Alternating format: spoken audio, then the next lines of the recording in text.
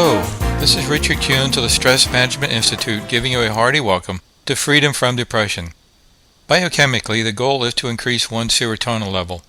Nutrition and medicine are two ways of aiding this, yet experience has proven there is more to it than nutrition and medicine alone.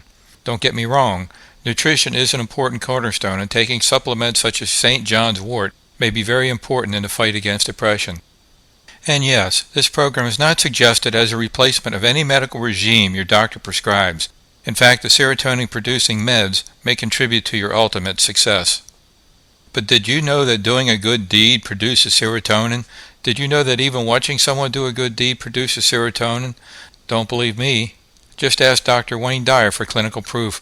The point is the way you live your life, your attitudes, and how you perceive events affecting you contribute to having or not having serotonin.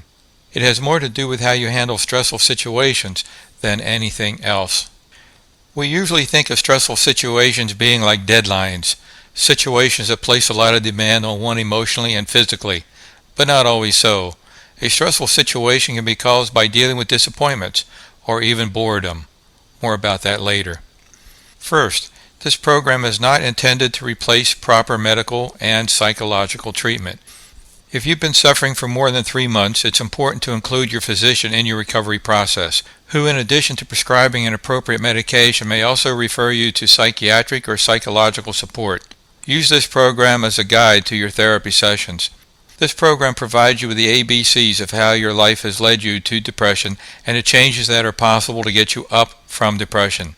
To get the most from the program, I suggest listening to tracks 1 through 5 minimally once each week. Yet many people find that these tracks are like a lifesaver, and they listen to them as often as they can throughout the day, at home or in the car. They just play these tracks over and over. Track 6 has instructions on how to relax and tells you what the subliminal suggestions are. Listen to those instructions whenever you need. Listen to track 7 on a daily basis, either seated or lying in bed before drifting asleep. Track 8 is a bonus music track for your enjoyment. Next, I recommend that you avoid reading anything about the subject of depression. My experience is that most of it is gloom and despair. I have yet to find a knowledgeable source on depression. It seems that most articles and books are written for sensationalism. If you read anything, read self-help books. You may also want to minimize tuning into news, as most of it is depressing. You'll feel better after watching an episode of the world's funniest videos than you will after watching news on CNN. In fact, most successful motivators and high achievers will tell you that they avoid news for that particular reason, and avoid falling into the trap that the pharmaceutical companies want to sell you, and that is that the medication alone will get you up from depression. Yes, medication may be important, but only one of several building blocks. After all, you don't want to be on medication forever, right? Now let's see if you're listening to the right program. I've worked with dozens of clients, and this is what they generally share with me during the first session. They feel totally useless. They feel life is a waste of time, and if someone weren't depending on them, they'd consider ending it. They can't get out of bed in the morning, or on the other hand, they can't get sleep at night. They feel that there's little to look forward to in life. They've had a bad string of luck, real bad. They've just lost a spouse or a child. They've retired and there's nothing to do. They feel totally helpless. If you've been feeling this way, it is par for your difficulty, and there is hope. And if you've done any of the reading about depression, you have most likely read that it's caused by a biochemical imbalance, and you're wondering how in the heck a CD is going to make a difference.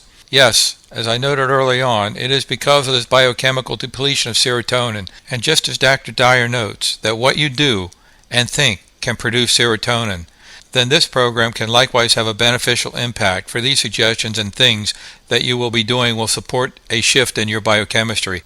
That's why I suggest not using only a medical approach, but a wide approach encompassing both the medical and the physical. Actually, depression is more of a dis-ease of ignorance. That's spelled D-I-S and then ease, E-A-S-E. A little history. In the early 1700s, man was less sophisticated than he is today. If he didn't want to see something, he became psychosomatically blind. If he didn't want to hear something, he became deaf. If he didn't want to take movement in his life, he became catatonic. These are diagnosed as hysterical reactions. Today, except for some survivors of the extreme stress of the Vietnam War, we see very little of this type of reaction to stress. In fact, it wasn't until 1934 that the word psychosomatic was coined by Francis Dunbar. Modern man is far more sophisticated, adept at protecting his ego, and for the most part would never give in to the ancestral mechanisms. Modern man is far more creative and as such creates more interesting responses to stress. In fact, our stressors have also become far more sophisticated too. Just as psychosomatic paralysis or deafness was not understood until the 1930s, still today reactions of depression are widely misunderstood. In fact, the idea of psychosomatic is widely outgrown. For instance, it used to be that headaches were considered to be psychosomatic unless they were caused by a tumor or something organic. Today we see that there is a physical contribution, and this is mainly because of the advent of the field of biofeedback, and headaches are now considered as being psychophysiological. Depression falls into the same realm. Unfortunately, teaching someone similar skills to get rid of headaches with biofeedback instruments is an impractical solution for depression. In the early 60s, using EEG biofeedback, much research was done into brainwave patterns associated with various emotional feelings, and for a while it was hopeful, and it looked like that by controlling one's brainwaves one could control his emotions, but controlling emotions turned out to be an impractical goal, and that endeavor was dropped. My goal is to help you understand what has contributed to your depression, that is if you don't already know, and how to move through it. Now, in case you're wondering about your sleep habits, let me share with you what is normal for someone affected by depression. 1.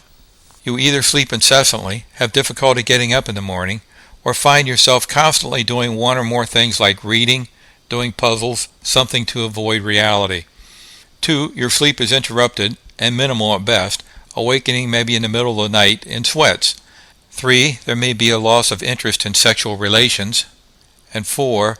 What's the use is a common theme, along with a tremendous feeling of being overwhelmed even by the little things.